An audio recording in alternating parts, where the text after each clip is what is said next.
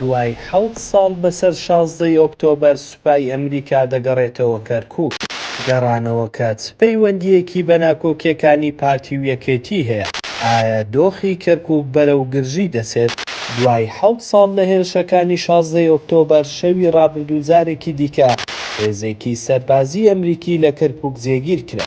هێزەکە لە دەروازەی هەولێرەوە چوونەتە کەرکووک و بە ئاراستەی سەربازگەی کەیوەن ڕۆیشتوون کە 13 کیلۆمەتر لە ناوەندی شارەکە دوورە و هێزەکانی سوپای عێراق و دژە تیرۆری تێدایە. بەپێی زانیاریە میدیاییەکان هێزەکەی ئەمریکا 6 سەرباز دەبن کە بە 13 هەمەڕوو بازەر گەیشتوونەتە سەربازگەکە و لەوێ جێگیر کراوە.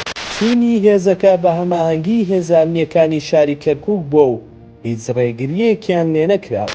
هێزەکەی ئەمریکا نیازی مانەوەیان هەیە چونکە وەک زانیاریەکان ئاماژەی پێدەکەن یەک یان دوو ئۆتۆمبیلیان پڕ بووە لە پێداویستی مانەوە.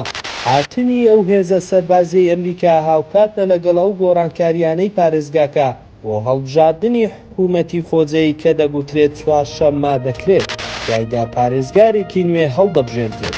چوونی هێزەکە بۆ ئەوەیە گەرەنتی سەلامەتی دۆخی شارەکە بکات بۆ ئەوەی لە ئامادەباشیدا بن کە دۆخێکی نەخوازراو لە کەرکووک دروست نەبێت.